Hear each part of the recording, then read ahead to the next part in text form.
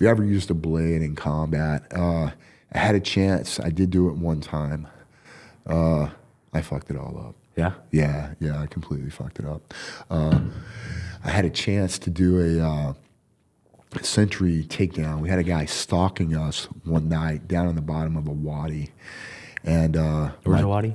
A wadi is a dried up riverbed. Okay. So we were in Afghanistan and we had got dropped off.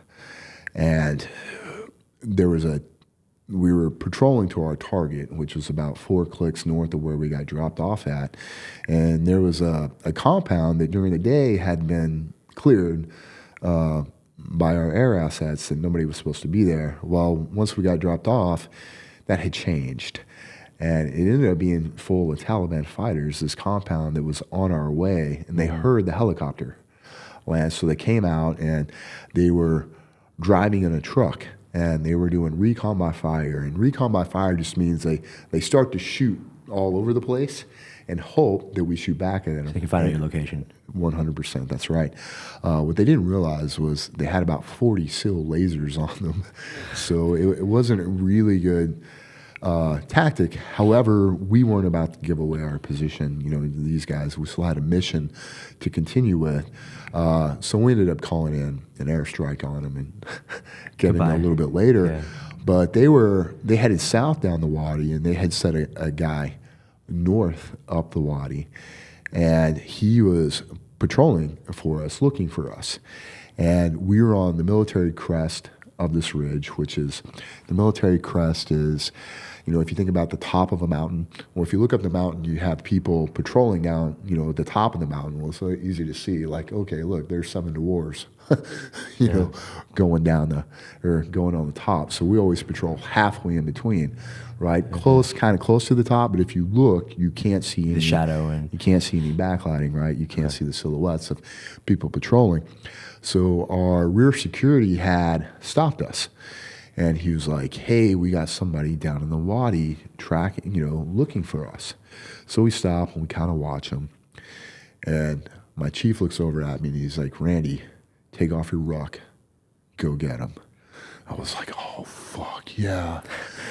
I finally got to do some Navy SEAL frogman shit. You know, at this time I had shot people, but I never, you know, I'd been in some, you know, later on in that deployment, I got some hand-to-hand stuff, but I never had got to use my knife. What deployment was this?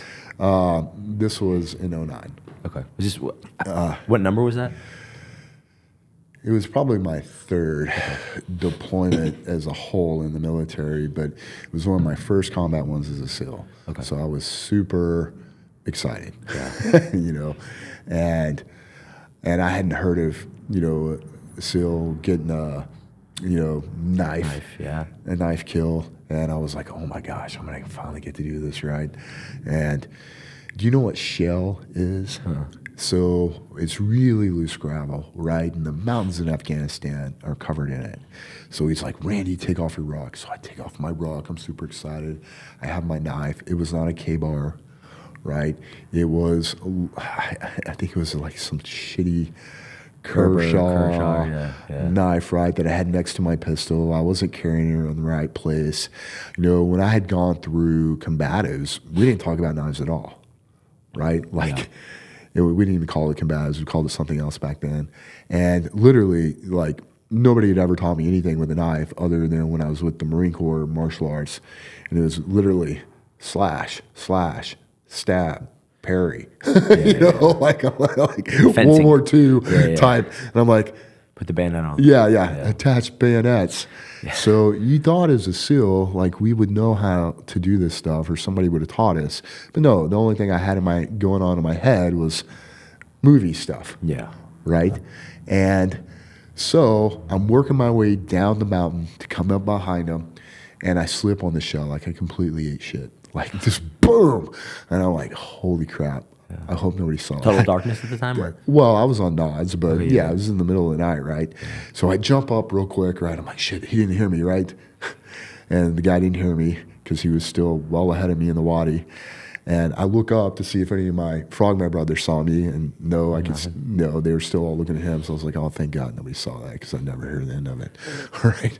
Yeah. So I get up behind him, right? And I'm like, trying to be sneaky and everything else. I pull my knife and I go to muffle him and I stab him right here in the neck, next to the carotid subclavian right here.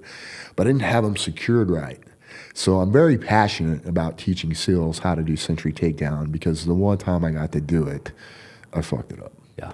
Right. And now I teach them the way, and of course I played that, over and over again in my head thousands of times. And then when I became the chief of combatants, I taught the guys the right way to do it so they didn't fuck it up the way I did. So I come up behind them, I go to muffle them, and I stab them. And, my blade's only about 3 inches long, right? 3 inches more than enough. Yeah. That's what I've heard. Yeah. If you do it twice. No, I'm just joking. But, and he just collapses. He just literally falls at my feet because I didn't have him supported into my chest.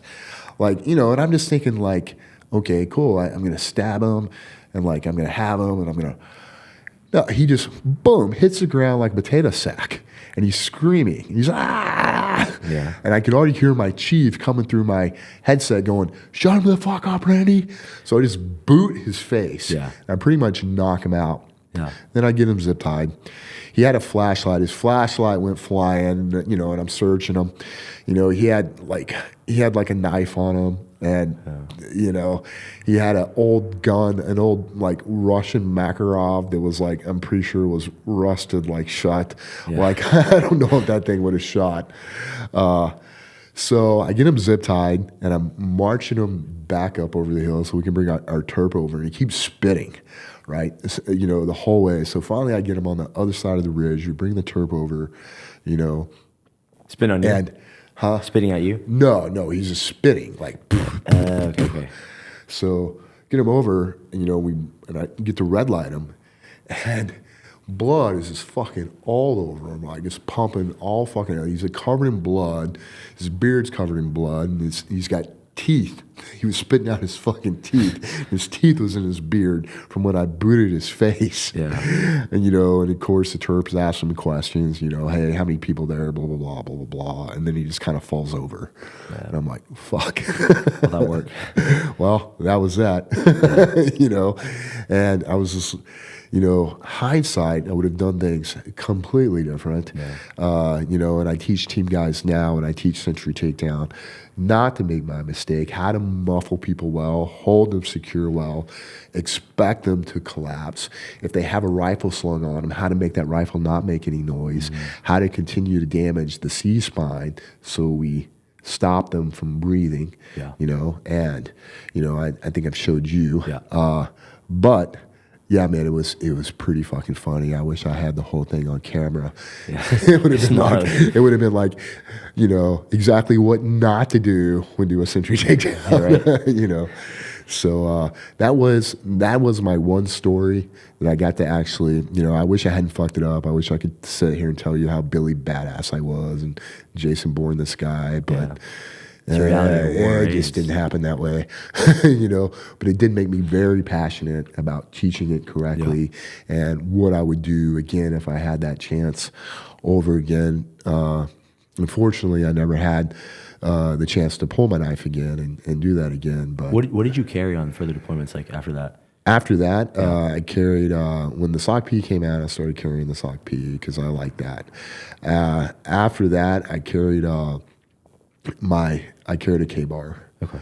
And the reason was I wanted the sentimental reasons. I should have carried this on that op, but I was given a knife when I graduated BUDS. It was Chief Matthew Burgoyes, who had died in Tarnak Farms in Afghanistan. And I wanted to get some revenge for him. Yeah. Right? Get some. Yeah. So after that, I started carrying that K-bar on me. And that thing would have done the trick. Right. Sure. That guy would a little more reach. Yeah, it's got a little bit more reach. Probably the guy would have collapsed the same way, but he probably would have died instantly. It was probably a good thing he didn't die instantly because that way I was able to actually march him back up the. Yeah. But I was prepared for him to try to. Yeah. Turn around and kill me, and shoot me. I couldn't tell, you know, I knew he didn't have an AR on him, but Yeah. you can't tell whether these guys have pistols and knives and everything else. war, He did yeah. have a flashlight on him. And a gun. But yeah, I became very, you know, through different combat deployments, I became very passionate about combatives and about teaching guys the right way and not making my mistakes and, you know, and then teaching them how to do it right.